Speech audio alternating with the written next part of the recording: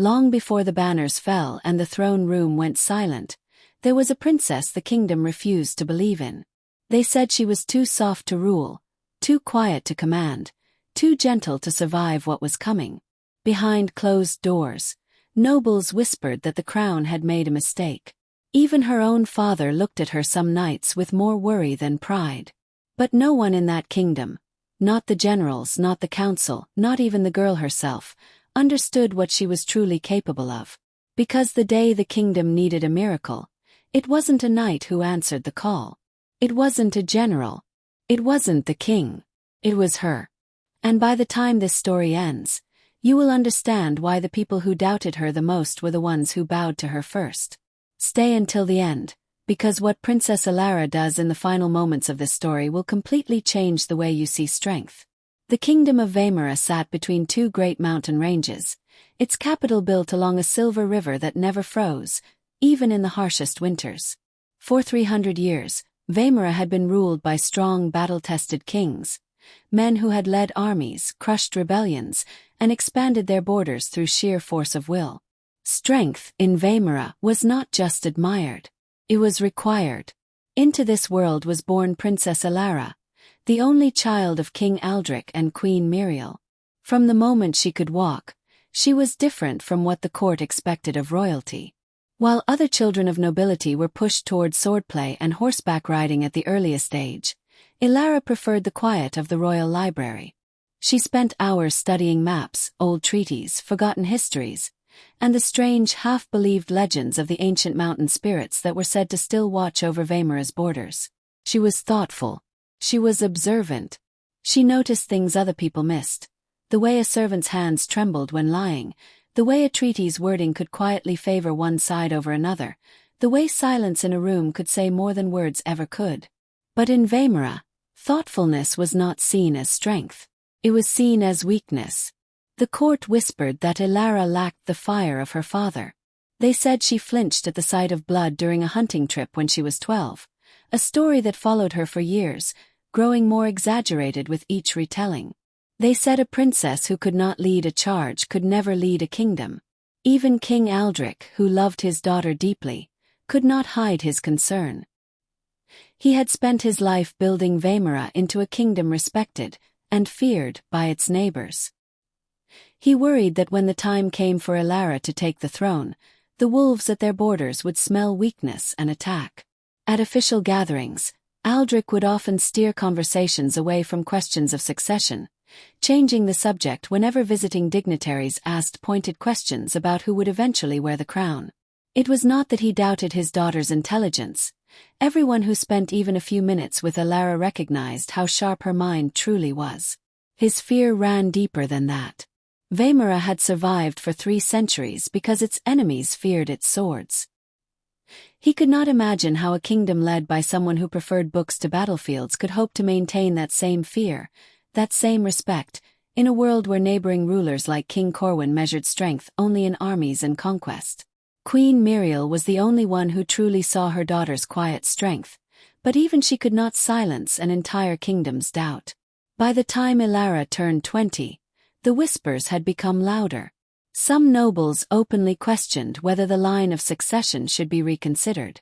Others simply waited, certain that when the real test came, the princess would fail and prove them right. None of them knew that the real test was already on its way. It began with a single rider, half dead from exhaustion, who collapsed at the gates of the capital just before dawn. He carried news that shattered the fragile peace Veymara had enjoyed for a generation. The neighboring kingdom of Draven, led by the ruthless and ambitious King Corwin, had broken the old borders. Draven's army had crossed the northern pass under cover of night and seized 3 border villages without warning. Worse still, the messenger revealed that King Corwin had allied himself with a faction of mountain raiders long thought to be mere legend, warriors who knew every hidden path through Veymara's mountains. The council chamber erupted into chaos. King Aldric, though still strong, had been wounded in a hunting accident just weeks earlier and could barely stand without support, let alone lead an army into the mountains himself. His most trusted general, Commander Draylen, was away securing the southern coast against pirate raids and could not return in time. For the first time in Veymara's history, there was no clear military leader ready to respond to an invasion. The council turned, almost by default, to Princess Elara. Some suggested it only because there was no better option. Others opposed it outright, insisting that sending the quiet princess to negotiate or lead in any capacity would be seen as a sign of weakness by Draven, practically an invitation for further attack. But Elara stood before the council, her voice steady despite the storm of doubt in the room, and said the words that would change everything. Then let me prove what strength actually looks like. King Aldrich, torn between fear for his daughter and the desperate need for anyone, to act, finally gave his reluctant approval. Elara would travel to the border with a small envoy, tasked first with gathering true intelligence on Draven's forces, and second, if diplomacy failed, with rallying Veymara's scattered border militias into something resembling a defense. The court did not believe she would succeed. Many secretly believed she wouldn't even return. As her carriage passed through the capital's gates that morning, she caught sight of Lord Bastian standing among the crowd. His expression unreadable, and something about the way he watched her leave sent a quiet chill down her spine, though she would not understand why until much later. Elara's small envoy, herself, a handful of loyal guards, and her childhood friend and advisor Ren, a former scout with quiet expertise in mountain terrain, set out toward the border within a day. The direct roads were far too dangerous, likely watched by Draven scouts or mountain raiders, so they were forced to take the old smugglers' paths through the western ridges, terrain none of them had traveled in years. The mountains were unforgiving. Sudden storms rolled in without warning, turning narrow paths into sheets of ice. On the second night, they were forced to shelter in a collapsed mining tunnel as a blizzard raged outside, rationing what little food they had brought. One of the younger guards, barely older than Elara herself, succumbed to the cold despite their best efforts, the first loss of many decisions Elara would have to carry. It was here that the weight of leadership first settled fully onto her shoulders. She had read about strategy in books. She had never had to watch someone die because of a path she had chosen. The guard's name had been Tomas. He was 18, the youngest son of a blacksmith, and had volunteered for the mission because he believed in the crown, not because he had any particular loyalty to Elara herself. As she watched the others wrap his body in a traveling cloak and mark the spot with stones so his family could one day find him, she understood, perhaps for the first time in her life, that leadership was not an abstract idea from a history book. It was a burden made of real names, real families, and real consequences that could not be undone by good intentions alone. She did not sleep that night. Instead, she sat by the dying fire, running her fingers over the worn edges of the map she had brought, tracing alternate routes, searching for anything that might prevent another loss like this one. It was the first time the other guards saw her not as a distant princess, but as someone willing to carry the weight of her choices without looking away from them. That night, as the storm howled outside the tunnel, Elara sat alone with her guilt. Ren found her staring into the darkness, and for the first time, she voiced the fear she had carried her entire life. "They were right," she whispered. "I'm not what this kingdom needs. I read maps. I study history. I don't know how to lead men into battle. I just got someone killed." Ren, who had known her since childhood, did not offer empty comfort. Instead, he reminded her of something she had forgotten. Every great decision in Veymara's history, every treaty that had prevented war, every alliance that had saved lives, had been built not on the battlefield, but on understanding. "You don't need to become someone else to lead," he told her. "You need to trust the mind that got you this far." It was a small moment, but it planted a seed that would grow throughout the rest of the journey. Word of Elara's mission had reached certain factions within Veymara's own court, nobles who saw the crisis not as a threat to be solved, but as an opportunity to weaken the royal family and increase their own influence. Chief among them was Lord Bastian, a wealthy landowner with old grievances against King Aldrich dating back to a land dispute settled years earlier in the crown's favor, and ambitions of his own that had long simmered beneath a carefully polite public face. Through coded messages carried by corrupt couriers, Bastian had begun quietly discouraging border militias from responding to Elara's calls for support, spreading doubt that the girl had any real authority or plan. By the time Elara's envoy reached the first militia outpost, She found suspicion and resistance instead of the ready allies she had hoped for. The militia captain, a hardened veteran named Ferris, openly questioned why he should risk his men's lives following the orders of an inexperienced princess instead of waiting for the king's official generals. "With respect, Your Highness," Ferris had said in front of his assembled men, making no effort to lower his voice, "I've buried 3 friends fighting Draven's raiders over the years. I'll not bury more on the word of someone who's never held a blade in anger." The words stung, not because they were cruel, but because Elara knew, deep down, that she could not honestly argue against them. She had no battle scars to point to, no victories to her name. All she had was knowledge. And in that moment, standing before hardened soldiers who had spent their lives defending these borders, knowledge felt painfully insufficient. Frustrated, exhausted, and running out of time, Elara made a decision that nearly ended everything. Believing she could win over the militia by demonstrating knowledge of Draven's supply lines, she revealed intelligence she had gathered, only to discover too late that one of Bastion's agents had infiltrated the outpost and immediately relayed her plans back toward Draven's forces. Within 2 days, Draven's army adjusted their movements, striking a supply route Elara's forces had been counting on. Villages that could have been protected fell instead. For a moment, standing amid the smoke of a burned granary, Elara believed she had failed completely, that every doubt the kingdom held about her had just been proven true in the worst possible way. Survivors from the village gathered what little remained of their belongings, some weeping quietly, others staring at Elara with expressions she would never forget. Not hatred, but a kind of exhausted disappointment that cut far deeper than anger ever could. Captain Ferris said nothing, but his silence spoke louder than any accusation. Wren found her sitting alone against a scorched fence post long after the others had moved to assess the damage. Her hands trembling not from the cold, but from the crushing realization that real people had paid the price for her misplaced trust. "Maybe they were right about me all along," she said quietly, staring at the smoldering remains of what had once been someone's home. Maybe understanding maps and treaties was never enough. It would have been easy in that moment for Elara to retreat, to send word back to the capital admitting defeat and let more experienced hands take over once Commander Draylen finally returned. Every instinct born from a lifetime of being told she wasn't strong enough whispered that this was the proof they'd all been waiting for. But standing in the ashes of the granary, something shifted inside her. She thought of the history she had studied for years, not the famous battles fought by brute force, but the quieter victories.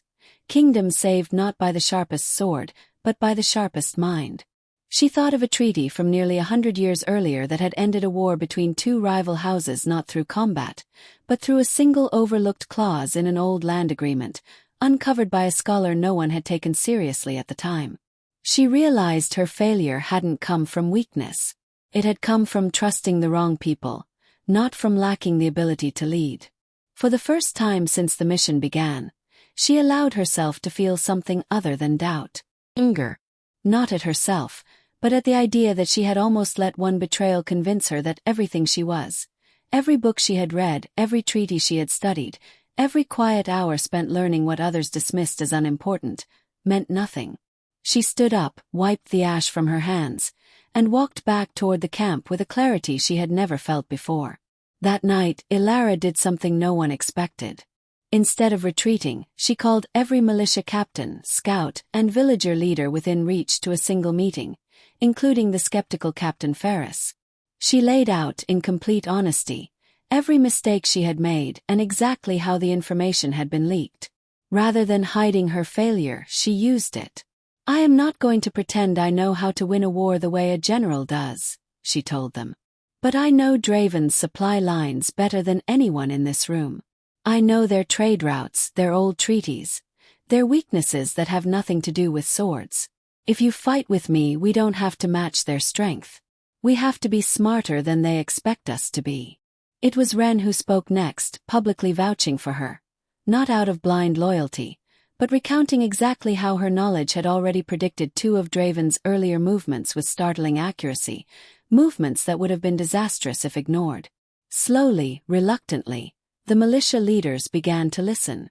Captain Ferris, still skeptical but no longer dismissive, finally said the words that shifted the tide. Let's hear the plan. For the first time since the invasion began, Elara wasn't just tolerated. She was being trusted. Elara's plan was unlike anything Draven's forces expected. Knowing she could not match their army in open combat, she used her deep knowledge of old trade agreements and mountain geography to identify a narrow, easily defensible pass that Draven's supply convoys were forced to use, one that connected their main force to the captured border villages. Under cover of night, combined militia forces, no longer divided by doubt, moved into position along the ridges above the pass. Elara herself insisted on being present at the front lines of the planning, refusing to remain safely behind while others carried the risk she had asked them to take. As dawn broke, Draven's supply convoy entered the pass, confident and unguarded, unaware that Veymara's forces held the high ground. Elara had insisted on one condition before the ambush began: no arrows would fly unless the convoy resisted. She did not want a victory built on unnecessary bloodshed, and she wanted the soldiers of Draven to remember this moment not as a slaughter, but as proof that Veymara had outthought them completely. The ambush was swift and decisive, not a massacre but a message. Militia archers revealed themselves along the ridgeline, and Captain Ferris himself rode down to address the convoy's stunned commander directly, offering surrender terms that guaranteed safety for every soldier who laid down their weapons. Supplies were seized, and Draven's soldiers, cut off from reinforcement and staring up at a position they could never hope to break, were given the choice to surrender rather than fight a battle they could not win. Nearly all of them did. But the true test came hours later, when word reached them that King Corwin himself, furious at the disruption, was riding toward the pass with a larger force to reclaim it by whatever means necessary. Rather than retreat, Elara made a bold decision. She rode out alone under a banner of parley to meet King Corwin directly, a move every advisor around her, including Ren, desperately tried to stop. "If I hide behind an army, he sees only a girl protected by soldiers," she told them. "If I stand before him myself, he has to see a ruler." Facing King Corwin alone on the ridge, surrounded by his mounted guard, Elara did not raise a weapon. Her heart pounded beneath her cloak, but her voice, when she finally spoke, did not waver. King Corwin looked at her with barely concealed contempt, clearly expecting a frightened girl begging for peace. Instead, she laid bare the truth. She knew of old debts Draven owed Veymara from a decades-old treaty, debts Corwin had conveniently ignored while claiming the invasion was justified. She revealed documentation, carried carefully through the entire journey, protected even during the blizzard that had cost Tomas his life, proving that Draven's true motive was not border defense, but the seizure of Veymara's northern silver mines. She read the exact clauses aloud, in front of Corwin's own commanders, watching the discomfort ripple through the men who had followed him into a war they now realized had been built on a lie. "You can continue this war," Elara told him, her voice steady even as her hands trembled slightly at her sides, "and lose more men chasing silver you were never entitled to. Or you can walk away today with your army intact and your name still respected by the men standing behind you. That choice is yours. But everyone here now knows the truth of why we're standing on this ridge." With Draven's supply lines already crippled and his justification for war now publicly exposed before his own commanders, Corwin faced a choice: continue a costly war his own men no longer fully believed in, or withdraw with what dignity remained. He chose to withdraw. News of the confrontation reached the capital before Elara herself did. By the time she rode back through Veymara's gates, alongside Ren, Captain Ferris, and the militia forces who had once doubted her, the streets were lined not with silence, but with cheering crowds. King Aldrich, still recovering but strong enough to stand at the palace steps, embraced his daughter not as a fragile princess he had once worried for, but as the leader who had saved their kingdom without a single unnecessary drop of blood spilled in open war. In the weeks that followed, Lord Bastion's betrayal was exposed and dealt with through Veymara's laws, and the court that had once dismissed Elara now sought her counsel directly. Captain Ferris, the militia leader who had first doubted her most openly, became one of her most loyal supporters, later telling other soldiers, "I've followed men into battle my whole life. I never followed a mind before hers." Villages that had once looked at her with disappointment now spoke her name with gratitude, and even King Corwin, humbled and forced to honor the old treaty debts publicly, would later remark to his own advisers that he had never faced an opponent quite like Veymara's princess, one who had defeated him without ever raising a sword. Queen Muriel, who had spent years quietly defending her daughter against a court that refused to see her worth, finally watched as that same court lined the halls to honor her. She said nothing, only smiled, because some victories did not need to be spoken aloud to be understood. Princess Elara did not become queen through force or fear. She earned her place through something the kingdom had never valued quite enough: the quiet, patient strength of someone who refused to be defined by other people's doubts. In the years that followed, historians would write that Elara's reign brought Veymara its longest period of peace in over a century, built not on the fear its enemies once held, but on a respect that proved far harder to break. And when she finally did take the throne years later, no one in Veymara questioned whether she was strong enough to rule. They already knew. If this story moved you, don't let it end here. Hit subscribe and turn on notifications so you never miss the next tale of courage, betrayal, and triumph. One last thing before you go.